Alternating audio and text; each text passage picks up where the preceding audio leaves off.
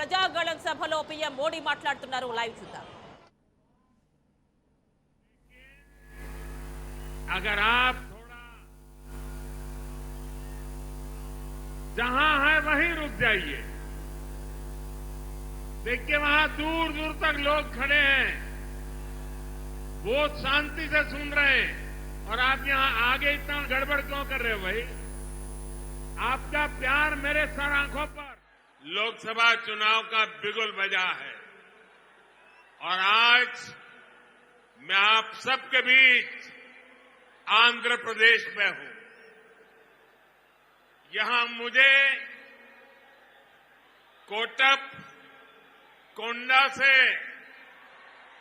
ब्रह्मा, विष्णु और महेश तीनों का आशीर्वाद मिल रहा है।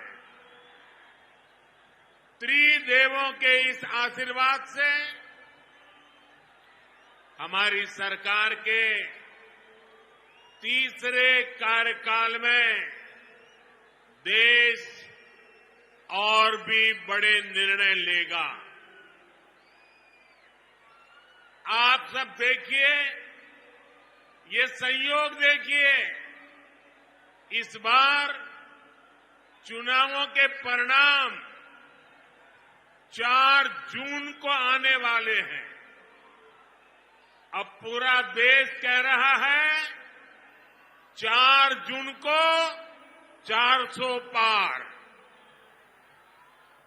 विकसित भारत के लिए 400 पार, विकसित आंध्र प्रदेश के लिए 400 पार। नालगो वन्नलो दाटाली एनडीए की ఓటు వేయాలి। ఆంధ్ర రాష్ట్ర కుటుంబ సభ్యులందరికీ నా నమస్కారాలు అని తెలియజేస్తూ, నిన్ననే ఎన్నికల షెడ్యూల్ రావడం జరిగింది. వచ్చిన వెంటనే నేను ఇవాళ ఆంధ్ర రాష్ట్రానికి వచ్చాను. ఇక్కడ నేను కోటప్పకొండ దగ్గర బ్రహ్మ, విష్ణు, మహేశ్వరుల యొక్క ఆశీర్వాదం లభిస్తున్నట్టుగా నేనైతే భావిస్తున్నాను. ఈ ముగ్గురు ఆశీర్వాదం కూడా మరోసారి, అంటే ముచ్చటగా మూడోసారి మనం అధికారంలోకి వచ్చి దృఢమైనటువంటి నిర్ణయాలు తీసుకునేటువంటి అవకాశాన్ని మనం హస్తగతం చేసుకోబోతున్నాం. ఒక్కసారి ఆలోచించండి, ఇది ఎంత ఆశ్చర్యకరమైనటువంటి విషయమో. ఈసారి ఎన్నికల యొక్క ఫలితాలు జూన్ 4వ తారీఖున రాబోతున్నాయి. అంటే జూన్ 4వ తారీఖున వచ్చేటువంటి ఫలితాలు ఎన్డీఏ కూటమికి 400 పైచిలుకు సీట్లని ఇవ్వబోతున్నది అని చెప్పి మనం గ్రహించాలి.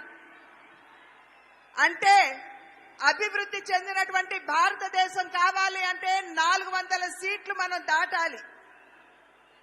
అభివృద్ధి చెందిన ఆంధ్ర రాష్ట్రాన్ని చూడాలంటే ఎన్డీఏ కూటమికి 400 పైచిలుకు సీట్లు మీరు అందివ్వాలి.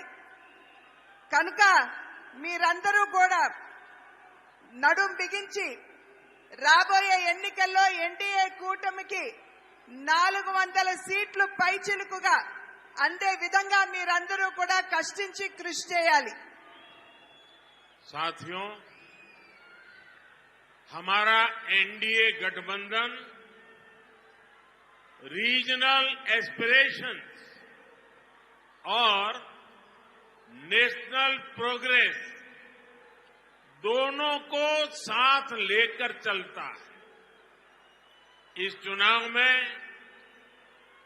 बीजेपी के सहयोग हमारे साथी लगातार बढ़ रहे हैं। एनडीए की ताकत बढ़ रही है। चंद्रबाबू नायडू और पवन कल्याण दोनों लंबे समय से आप लोगों के हक के लिए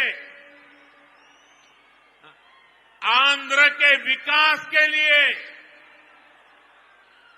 दिन रात आपके लिए काम करते रहे हैं। एनडीए का लक्ष्य है विकसित भारत के लिए विकसित आंध्र प्रदेश का निर्माण। आंध्र प्रदेश में एनडीए की डबल इंजन सरकार होने से यहां के विकास को और गति मिलेगी।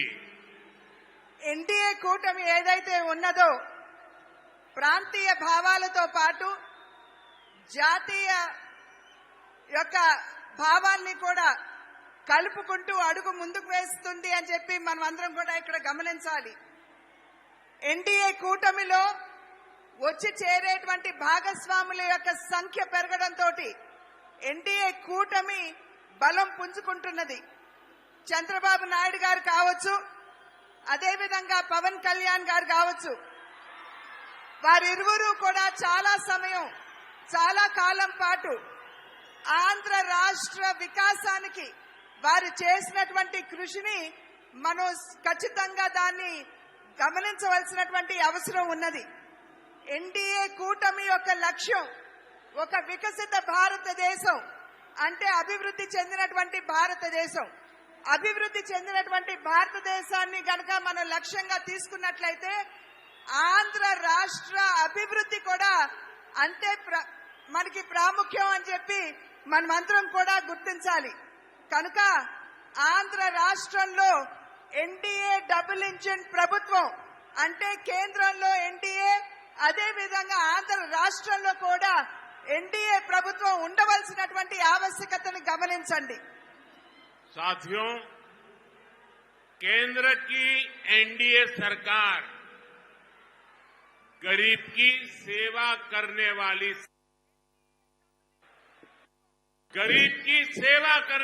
सरकार है। गरीब की चिंता करने वाली सरकार है। हमारी सरकार के 10 साल में 25 करोड़ लोग गरीबी से बाहर निकले हैं। पूरी दुनिया में एनडीए सरकार के विकास कार्यों की चर्चा हो रही है। एनडीए सरकार ने आंध्र प्रदेश में गरीबों को पीएम आवास योजना के करीब 10 लाख घर दिए हैं। यहां पलनाडु में गरीबों को करीब 5,000 पक्के घर बनाकर दिए गए हैं।